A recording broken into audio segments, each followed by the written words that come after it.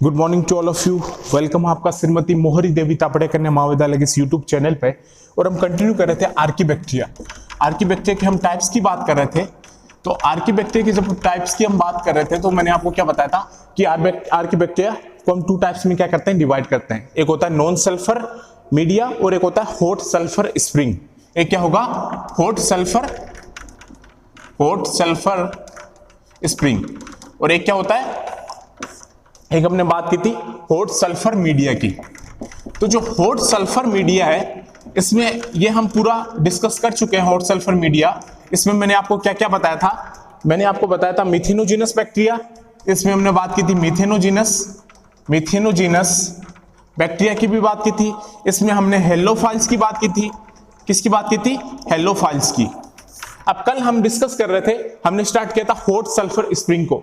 तो आर्कीबैक्टीरिया को हम डिवाइड करते हैं, एक तो हॉट सल्फर मीडिया और नॉन सल्फर मीडिया। ये हॉट सल्फर नहीं, नॉन सल्फर मीडिया। तो नॉन सल्फर मीडिया और हॉट सल्फर स्प्रिंग में, तो नॉन सल्फर मीडिया में मैंने आपको मिथेनोजिनस बैक्टीरिया भी बताया था, हेलोफाइल्स का भी हमने डिटेल से पढ़ा था। आज हम बात करेंगे हॉट सल्फर स्प्रिंग की। तो हॉट सल्फर स्प्रिंग में मैंने आपको क्या बताया था, थर्मोएसिडोफिलस। आज हम बात करेंगे थर्मोएसिडोफिलस की ही, क्योंकि हॉट सल्फर स्प्रिंग की बात करेंगे और उसमें क्या आएगा, थर्मोएसिडोफिलस। तो आर्कीबैक्टीरिया में आपको ध्यान में रखना है, मेनली क्या ध्यान रखोगे कि उसमें मिथेनोजिनस भी होता है, उसमें हेलोफाइल्स भी होते हैं और उसमें थर्मोएसिडोफिलस भी होते हैं। तो आपको ध्यान में रखना है, एक नंबर 1 मिथेनोजिनस, नंबर 2 हेलोफाइल्स, नंबर 3 थर्मोएसिडोफिलस। अगर आपको नॉन सल्फर मीडिया और हॉट सल्फर स्प्रिंग भी ध्यान नहीं रखते हो कोई बात नहीं, लेकिन आपको ध्यान में रखना है मिथेनोजिनस, हेलोफाइल्स, ये सब क्या होता है, आर्कीबैक्टीरिया। और थर्ड कौन सा होगा, थर्मोएसिडोफिलस, जो किसमें आएगा, हॉट सल्फर स्प्रिंग में। आज हम बात करेंगे थर्मोएसिडोफिलस की। क्योंकि मिथेनोजिनस की भी हम बात कर चुके हैं, हम हेलोफाइल्स की भी बात कर चुके हैं, तो हम बात करते हैं थर्मोएसिडोफिलस की। हम किसकी बात करेंगे, थर्मोएसिडोफिलस की। तो थर्मोएसिडोफिलस नाम से हमें पता है, थर्मो मतलब टेम्परेचर, थर्मो मतलब क्या होगा, टेम्परेचर। तो इसका क्या होगा, हाई टेम्परेचर। तो ये क्या करेगा, टॉलरेट कर सकता है किसको, हाई टेम्परेचर को। जो थर्मोएसिडोफिलस बैक्टीरिया होता है ये क्या होगा, नाम से आपको पता है कि ये टॉलरेट कर सकता है किसको, हाई टेम्परेचर को। हाई टेम्परेचर वाली कंडीशन में ये क्या कर सकता है, सर्वाइव कर सकता है। कितना भी हाई टेम्परेचर हो, थर्मोएसिडोफिलस क्या कर सकता है, उस कंडीशन में क्या कर सकता है, सर्वाइव कर सकता है किसी भी हाई टेम्परेचर की कंडीशन को। तो ये टॉलरेट कर सकता है हाई टेम्परेचर को। और एक कंडीशन और होती है एसिडिटी, हाई एसिडिटी को भी क्या कर सकता है, थर्मोएसिडोफिलस हाई एसिडिटी कंडीशन को भी में भी क्या कर सकता है, ये सर्वाइव कर सकता है। तो जो थर्मोएसिडोफिलस है, नाम से हमें पता, थर्मो मींस टेम्परेचर, तो मींस हाई टेम्परेचर वाली कंडीशन में क्या होंगे, थर्मोएसिडोफिलस बैक्टीरिया क्या करेंगे, सर्वाइव करेंगे। तो ये उस कंडीशन में क्या कर सकते हैं, रह सकते हैं। तो मैं इसको बोल सकता हूं कि इसके पास क्या होती है, डुअल एबिलिटी। इसके पास क्या होगी, डुअल एबिलिटी होगी। और डुअल एबिलिटी मैंने आपको कौन कौन सी बताई है कि एक तो ये हाई टेम्परेचर में भी रह सकता है और एक ये हाई एसिडिटी वाली कंडीशन में भी क्या कर सकता है, स्टूडेंट सर्वाइव कर सकता है। तो इसके पास क्या है, डुअल एबिलिटी टू टॉलरेट। एक कौन सी कंडीशन थी, हाई टेम्परेचर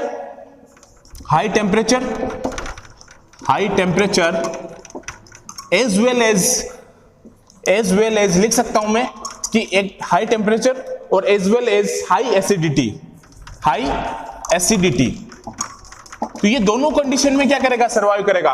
तो थर्मोएसिडोफिलस स्टूडेंट क्या होगा, हाई टेम्परेचर वाली कंडीशन में भी सर्वाइव करेगा और हाई एसिडिटी वाली कंडीशन में भी क्या करेगा, सर्वाइव करेगा। मींस अगर एसिडिटी, जहां पे सैलिनिटी एसिडिटी ज्यादा होगी वहां उस कंडीशन में भी थर्मोएसिडोफिलस बैक्टीरिया सर्वाइव करेगा। और अगर हाई टेम्परेचर जहां पे होगा वहां पे भी ये क्या करेगा, सर्वाइव करेगा। तो मैं इसको बोल सकता हूं कि इसके पास क्या होती है, डुअल एबिलिटी होती है, जो टॉलरेट कर सकते हैं हाई टेम्परेचर को भी और हाई एसिडिटी वाली कंडीशन को भी क्या कर सकता है, ये टॉलरेट कर सकता है। तो उसको हम क्या बोलेंगे, थर्मोएसिडोफिलस। और ये कहां प्रेजेंट होंगे, थर्मोएसिडोफिलस कहां प्रेजेंट होंगे, मैंने क्या बताया, थर्मोमीन्स क्या होता है, हाई टेम्परेचर। तो हॉट सल्फर स्प्रिंग में क्या रहेंगे, ये प्रेजेंट रहेंगे। तो थर्मोएसिडोफिलस क्या रहते हैं, फाउंड इन, कहां मिलेंगे ये हमें, found in hot sulphur spring. तो ये हॉट सल्फर स्प्रिंग में ही हमें क्या होंगे, मिलेंगे कौन, थर्मोएसिडोफिलस। थर्मोएसिडोफिलस कहां मिलते हैं, हॉट सल्फर स्प्रिंग में ही कौन मिलेंगे, थर्मोएसिडोफिलस। तो स्प्रिंग में मिलेंगे ये, हॉट सल्फर स्प्रिंग में मिलते हैं कौन, थर्मोएसिडोफिलस। और ये क्या कौन से बैक्टीरिया होते हैं? कीमोसिंथेटिक बैक्टीरिया होते हैं। कीमोसिंथेटिक बैक्टीरिया होते हैं कौन? थर्मोएसिडोफिलस। जो थर्मोएसिडोफिलस होगा ये क्या होगा? कीमोसिंथेटिक बैक्टीरिया होते हैं। क्या होंगे? कीमोसिंथेटिक बैक्टीरिया होते हैं कौन? थर्मोएसिडोफिलस। अब ये कीमोसिंथेटिक का मतलब क्या है कि ये जो अपनी एनर्जी ऑब्टेन करते हैं वो कहां से ऑब्टेन करेंगे? सल्फर से। कहां से करेंगे? ऑक्सीडाइजिंग सल्फर से अपनी एनर्जी को क्या करेंगे भाई? केमिकल से ले रहे हैं। तो किससे ले रहे हैं? वो सल्फर से ले रहे हैं। अपनी एनर्जी को कहां से गेट कर रहे हैं? वो oxidizing from sulphur, means chemical से ले रहे हैं। तो इसको हम बोल सकते हैं कि ये क्या होता है? कीमोसिंथेटिक। तो जो थर्मोएसिडोफिलस है वो क्या होगा? कीमोसिंथेटिक होगा। कीमोसिंथेटिक मींस वो क्या करेगा कि सल्फर्स को ऑक्सीडाइज करके क्या करेगा? वो अपनी एनर्जी को क्या करेगा? ऑब्टेन करेगा। तो ये क्या होता है? कीमोसिंथेटिक होता है। ऑब्टेन एनर्जी को कहां से ऑब्टेन करेगा? Obtain energy from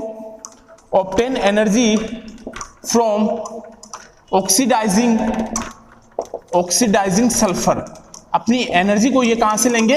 oxidizing sulphur से क्या करेगा? ये अपनी एनर्जी को क्या करेगा? ऑब्टेन करेगा।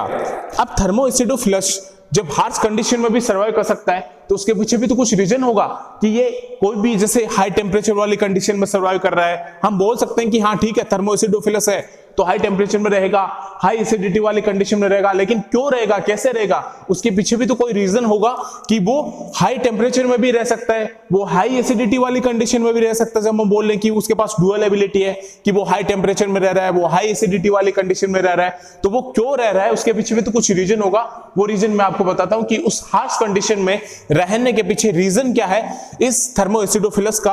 और ये कहां मिलेगा हमें? Found in hot sulphur spring में। जहां भी हॉट सल्फर स्प्रिंग होगी वहां पे हमें कौन मिलेगा?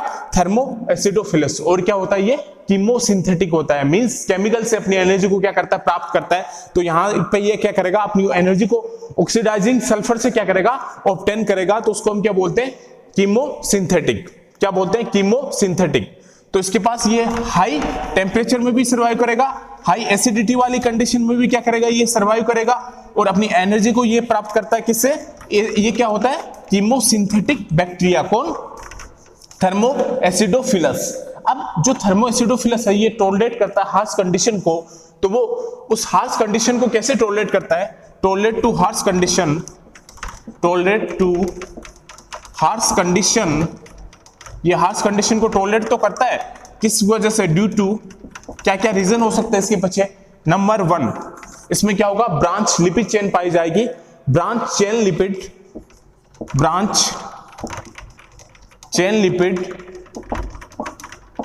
Lipid in cell membrane. तो जो थर्मोएसिडोफिलस का जो सेल मेम्ब्रेन होगा वहां पे ब्रांच लिपिड चेन प्रेजेंट होगी। उसकी वजह से एक तो ये हार्श कंडीशन में रह सकता है। सेकंड क्या होगा? Presence of special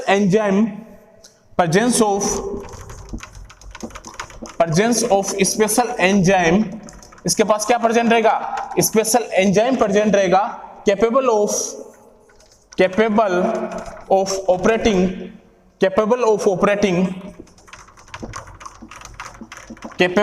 operating under acidic condition. तो वो एसिडिक कंडीशन में क्या होगा? ऑपरेट होगा। तो उसके पास एक स्पेशल एंजाइम भी प्रेजेंट होता है। भाई हम बोल रहे हैं कि थर्मोएसिडोफिलस हाई टेम्परेचर में भी रहता है, हाई एसिडिटी वाली कंडीशन में भी रहता है। तो वो उस हार्श कंडीशन में रहने के पीछे वजह क्या है? क्या कारण है कि वो उस हार्श कंडीशन में भी क्या कर सकता है? थर्मोएसिडोफिलस सर्वाइव कर सकता है। तो पहला रीजन क्या है कि ब्रांच चेन लिपिड प्रेजेंट होती है। कहां पे? इनके सेल मेम्ब्रेन में ब्रांच चेन लिपिड प्रेजेंट होती है इनके सेल मेम्ब्रेन में। और सेकंड कंडीशन क्या है कि वहां पे स्पेशल एंजाइम प्रेजेंट होता है, प्रेजेंस ऑफ स्पेशल एंजाइम, जो क्या करेगा? ऑपरेट करेगा उस एसिडिक कंडीशन में रहने के लिए भी उसको क्या करेगा? सर्वाइव करने के लिए क्या करेगा? उसको ऑपरेट करेगा।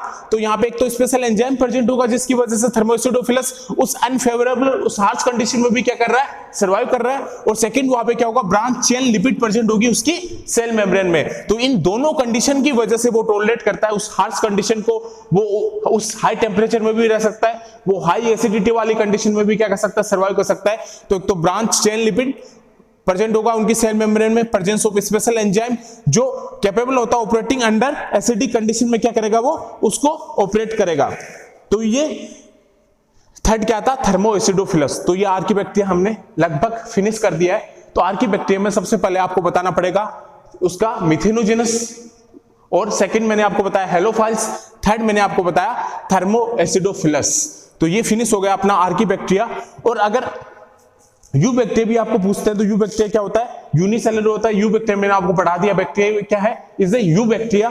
तो यू बैक्टीरिया क्या होगा, यूनिसेलुलर होता है, और इनकी शेप मैंने आपको बताई थी अलग अलग कि वो उनकी जो शेप होगी वो क्या होगी, शेप हमेशा क्या रहेगी, वेरिएबल रहेगी, मोस्टली पैथोजेनिक होते हैं। तो यू बैक्टीरिया को हमने डिस्कस कर लिया था, यू बैक्टीरिया को ही हम क्या बोल रहे थे, बैक्टीरिया बोल रहे थे। तो आर्कीबैक्टीरिया में एक तो आपको नॉन सल्फर मीडिया बताना है, तो नॉन सल्फर मीडिया में आप बताएंगे कि मिथेनोजेनस बैक्टीरिया है, हेलोफाइल्स है, और जो सेकंड हम बात करेंगे हॉट सल्फर स्प्रिंग, उसमें आपको बताना है थर्मोएसिडोफिल्स। क्या बताना है, थर्मोएसिडोफिलस। तो आर्कीबैक्टीरिया अपना लगभग फिनिश हो गया। Thank you.